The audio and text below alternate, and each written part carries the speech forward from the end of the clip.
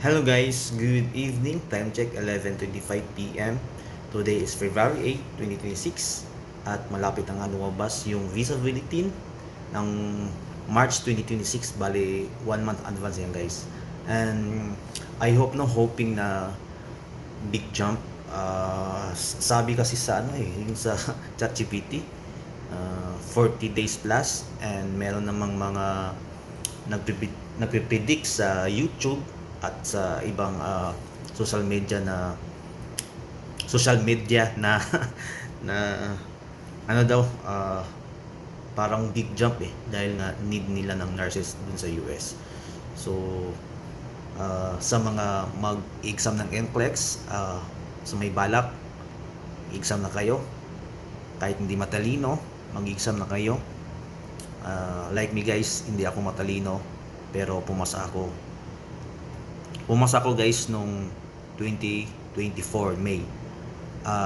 One take lang ako pero hindi talaga ako matalino guys, lalo na yung nagsimula ako sa pag-aral sa college and merong major subject na hindi ako nakapasa.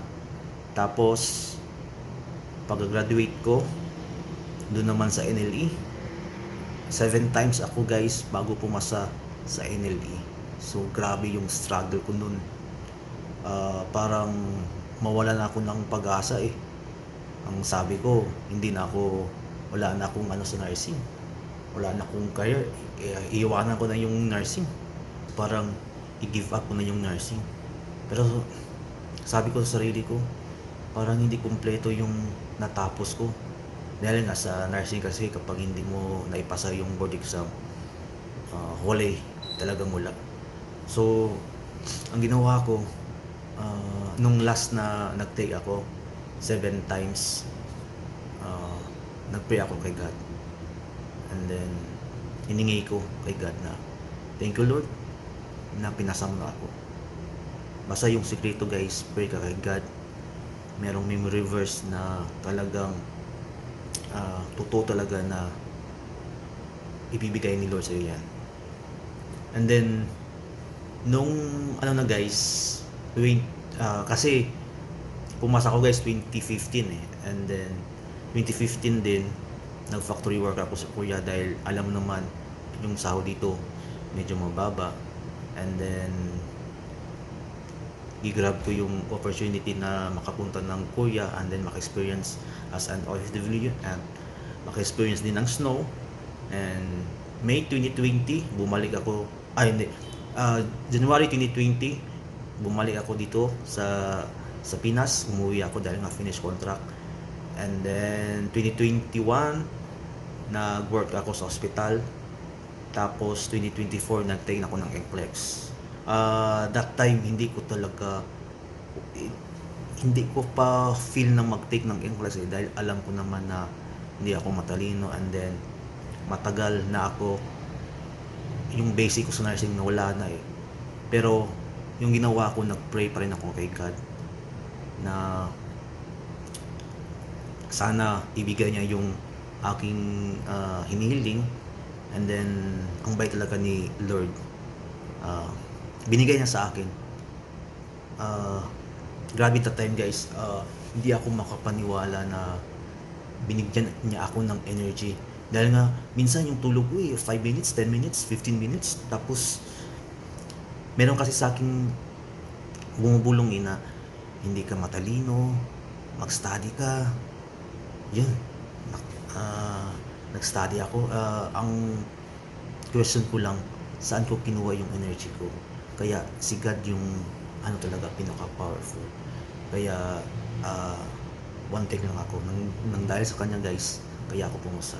Kaya yung sa mga hindi matatalino dyan, mag-take kayo. Walang imposible. Basta mag-effort na kayo, mag-pray ka, God ibigay yan. So guys, kung gusto niyo makita yung video ko nung nag-study ako, andyan. Actually, in-upload ko naman dyan sa YouTube. Yun guys, salamat guys. Hanggang dito na lang. Bye bye.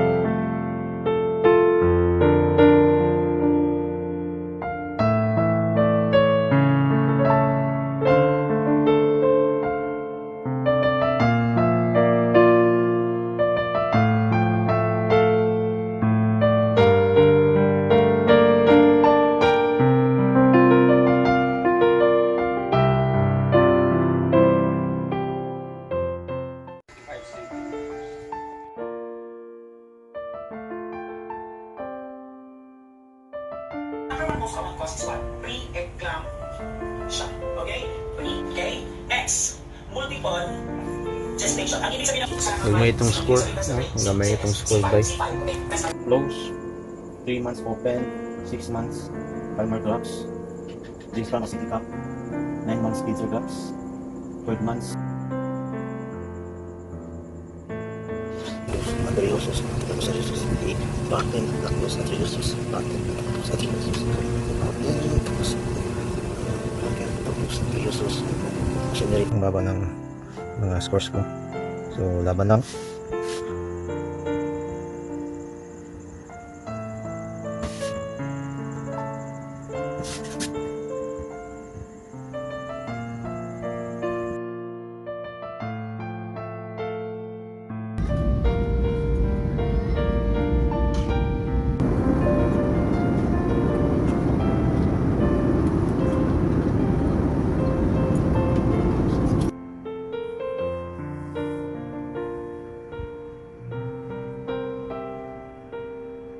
Encephaly, absence of the brain and skull. Anencephaly.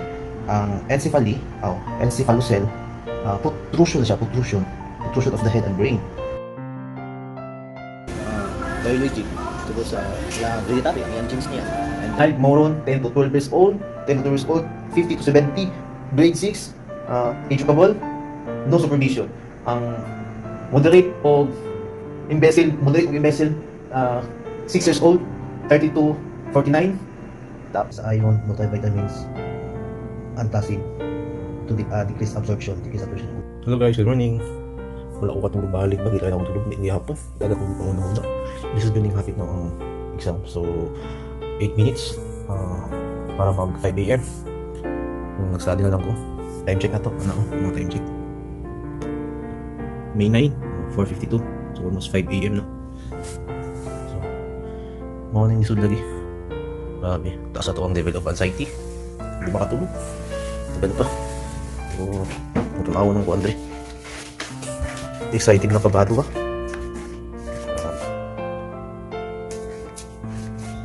Alas 2 ko nagmata ganina. Wala ko kabalik tulog.